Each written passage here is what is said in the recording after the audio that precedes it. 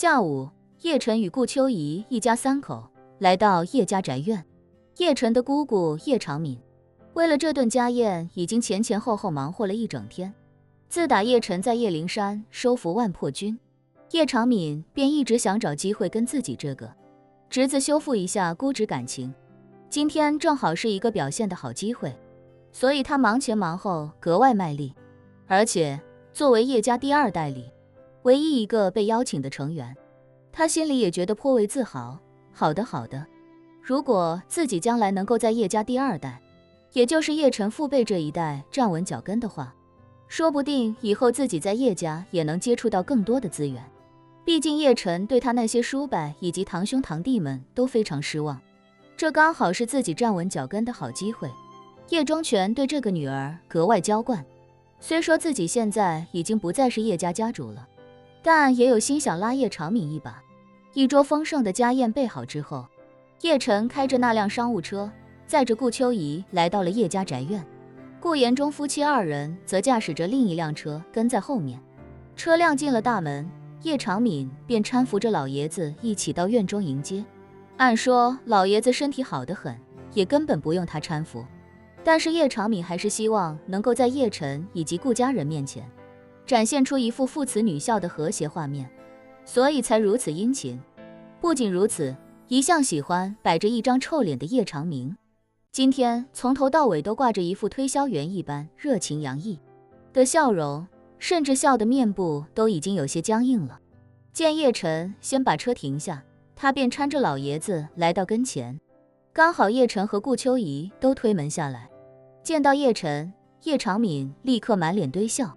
殷勤地说道：“哎呀，晨儿来了，囡囡也来了。”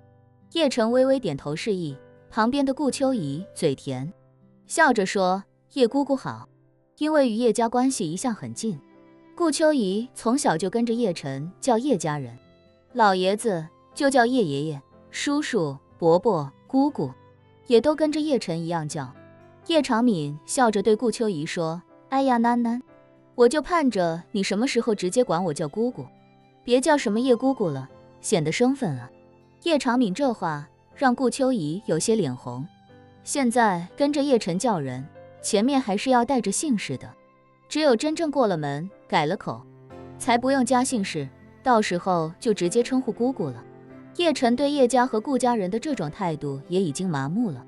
所以也没说什么，只是转身看向后面那辆劳斯莱斯。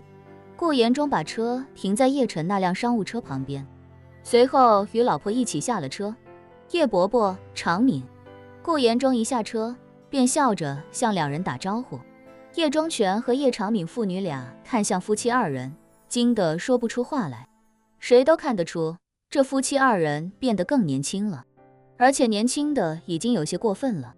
他们看起来就像是一对30多岁的中年夫妻，身材本就很好，又气质不凡，说是一对儿娱乐圈的明星夫妻也毫不夸张。叶长敏心中不免诧异，林晚秋跟自己差不多岁数，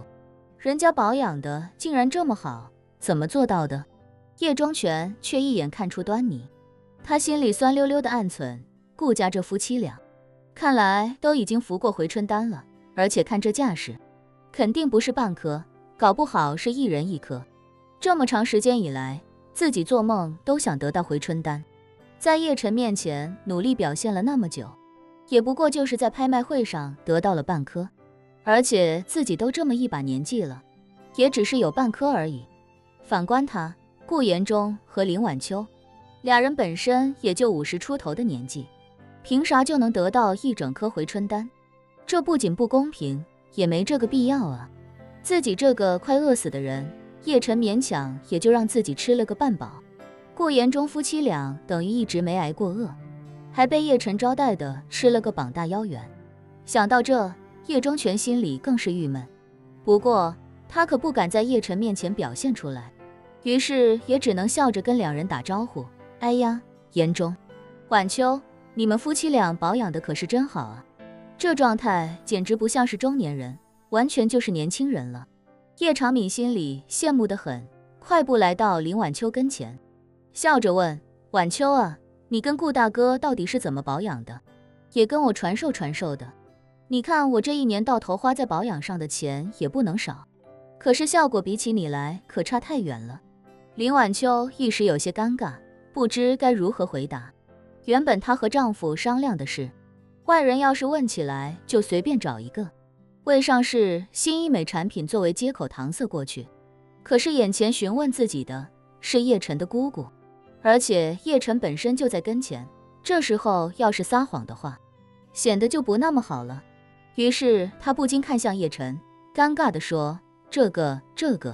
可能一句话两句话说不了那么清楚。叶长敏赶紧说，嗨，这有什么？你要是不方便说，就直接帮我推荐个对接人，我直接找对方，无论多少钱我也能接受，只要能有你这种效果。叶中全心中暗叹，长敏啊长敏，你是不知道这回春丹有多贵，你要是知道的话，你绝对说不出这种话，就算把整个叶家卖了，也就最多能换回一颗。于是他给叶长敏使了个眼色，让他不要再继续追问，然后才用手指头在他的手背上轻轻写一下回春丹3个字。叶长敏意识到老爷子写的是回春丹后，整个人惊得目瞪口呆。他知道回春丹，老爷子曾经跟他提起过，那是在拍卖会上，安家出了3000多亿美金都没能买走的存在。他心中骇然，顾家怎么可能有这种实力？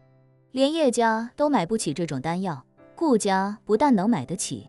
而且连夫妻俩都吃上了。可当他看到一旁的叶晨，心里瞬间明白过来，顾家肯定没有那个实力能够买得起回春丹。可是叶晨对他们一家一向很好，想来这丹药应该是叶晨给他们的。一想到这里，叶长敏的内心也有些郁闷。自己是叶晨的姑姑，按理说姑侄之间的关系那才是最亲的，只可惜自己之前有些过于拖大了，在金陵得罪了叶晨，搞得两人之间的关系一直比较紧张。如今看来，自己要是想得到回春丹，恐怕是没机会了。叶长敏心中有些惆怅，早知道侄子这么厉害，当初何必在他和他丈母娘面前摆姿态。站在一旁的叶晨看出爷爷和姑姑两人心中吃味，他不动声色地笑了笑，开口道，爷爷姑姑，我们别在院子里聊了，挺冷的，还是进去说话吧。